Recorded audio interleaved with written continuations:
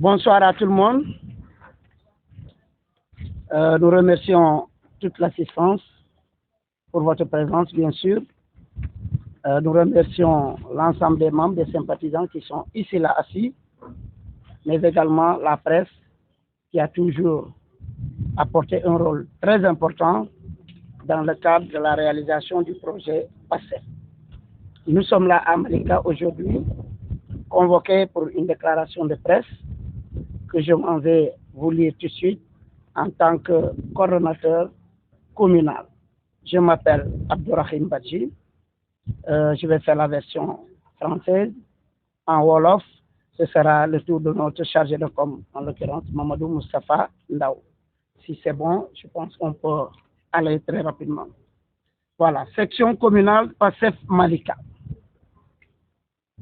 Halte à la transhumance déguisée des reliques politiques. À l'attention du président du parti PASTEF, des militants et sympathisants de la commune de Malika, de tous les patriotes d'ici et de la diaspora. Nous, membres de la section communale de PASTEF Malika, venons par ce présent point de presse informer tous les Sénégalais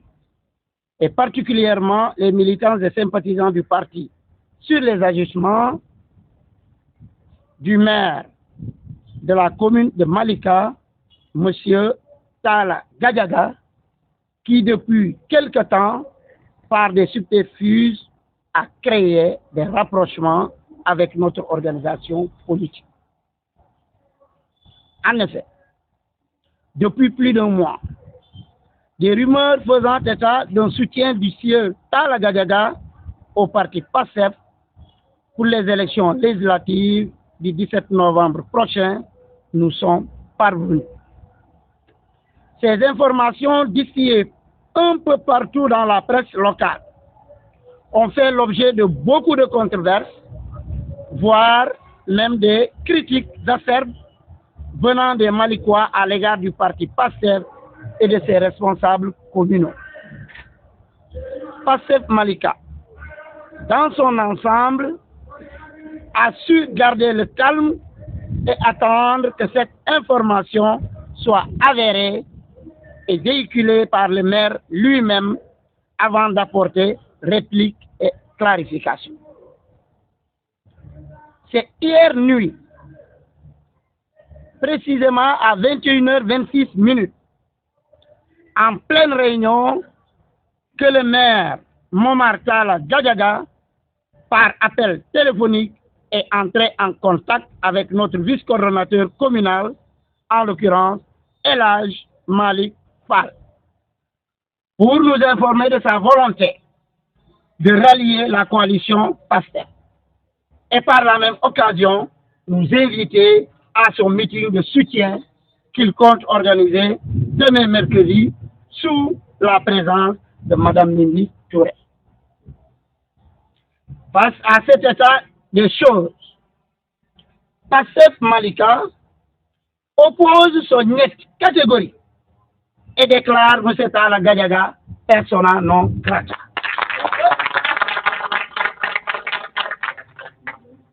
Cette réaction de la section, loin d'être du sectarisme, au contraire, elle ne fait qu'entrer en droite ligne avec les idéaux du parti récemment rappelés par le président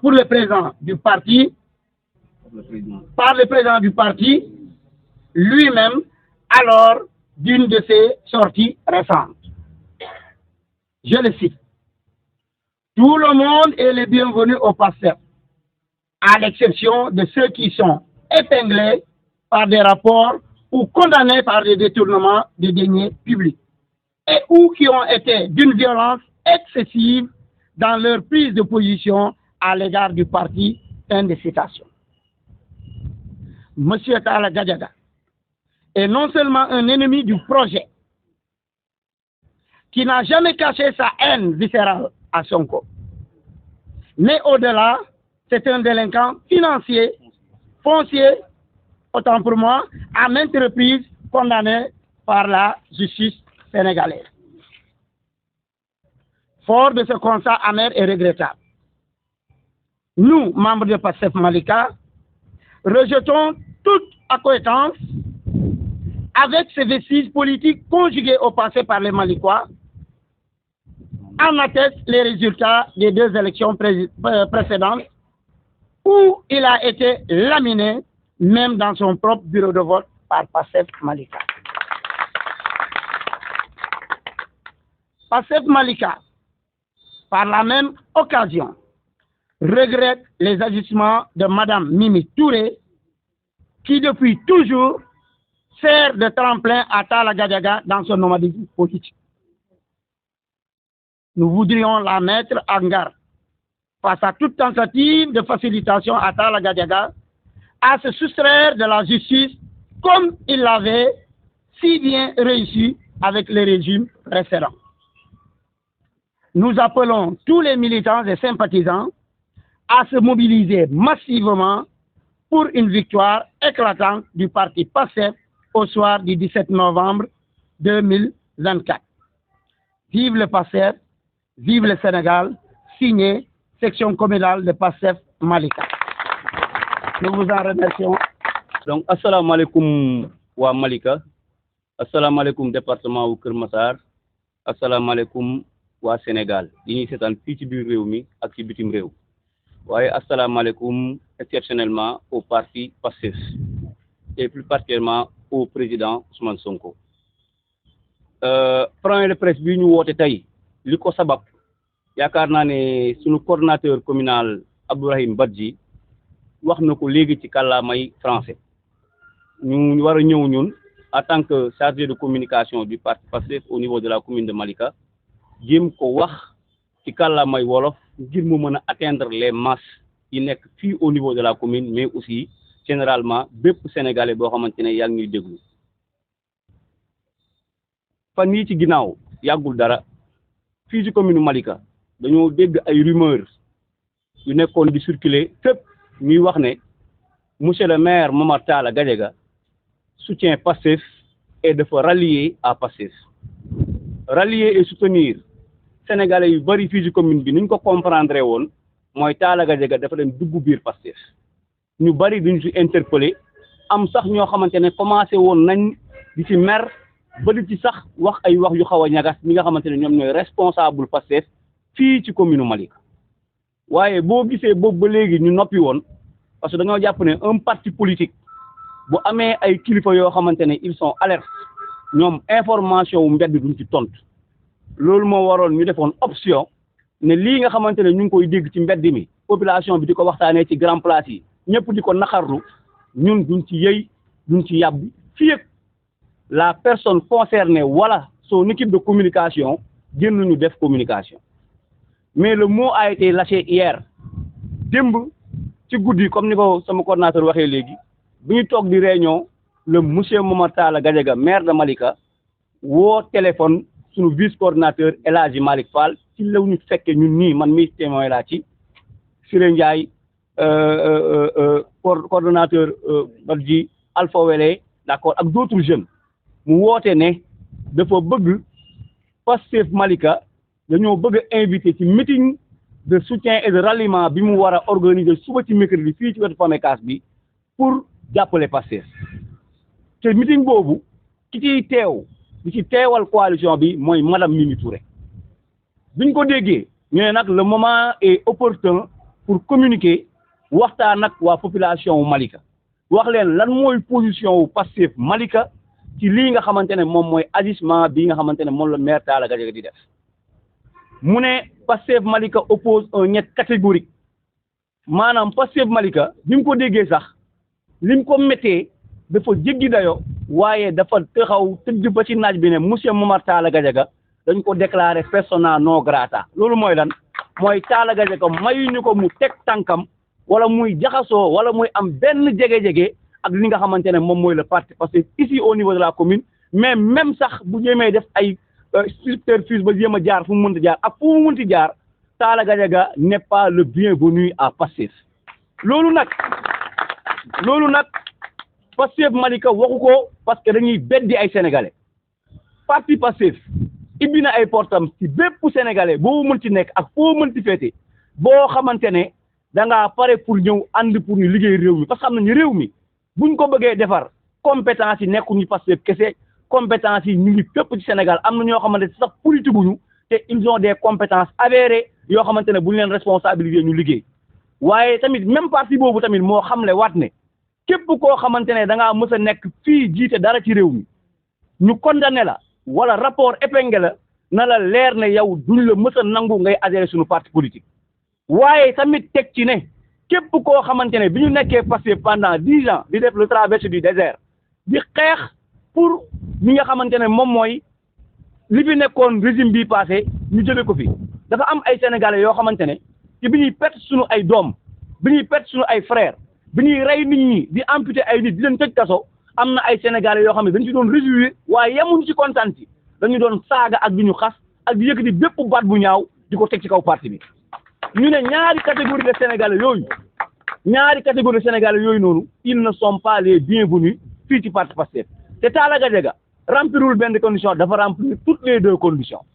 parce que benn il a été condamné à maintes reprises par la justice sénégalaise ci wàllu gestion ak ci wàllu suuf lu ñëpp xam ku dugg ci internet bi les documents sont avec tout le monde Talla Gadiaga dañ ko condamné à des mois de prison ferme lan moo tax kenn tëju ko parce que dafa dem donc transhumé ci régime bii passé ñu bàyyi ko mu naan day def appel ñu bàyyi ko mu toog këram te pourtant y a des sénégalais yu sàcc ginaar donc ñu ngi ci kaso bi tëdd boobu ba léegi moom mu sàcc alalu Sénégal def ay mauvaise gestion ñu condamné ko te tey jii ba léegi mu ngi toog këram bi régime bi daanoo te ma fàttali ne bokk na ci ñi xeex élection yi donc ñu weesu ñu doon jàppale Amadou Ba di xeex ngir parti Pastef bañ a falu kon kooku tey bu jógee ne dafay jege ci parti Pastef ñun comprendre nañ bu baax le président Ousmane Sonko on ne vous corrige pas on ne vous donne pas des ordres on sait que vous comprenez exactement lan nga parti Pastef di yuuxu mais on est en train d'éclairer surtout la lanterne de nos compatriotes yu ñu bokkal commune ak ñu bokk Sénégal ñu xam ne parti Pastef accepté wul te cautionné wul transhumance et que Talla Gadiaga duñ ko fi bàyyi xam nañ ne Ousmane Sonko dans sa constance xam nañu Ousmane Sonko dans sa compréhension du projet nekkul mooy permettre koo xamante ne c'est un renégat un délinquant foncier mu koy bàyyi muy dugg ci parti Pastef di fa am benn responsabilité waaye dañuy leeral askanu Sénégal ci comportement yooyu di wax rek ne ñaari conditions yi da ko remplir deuxième bi mooy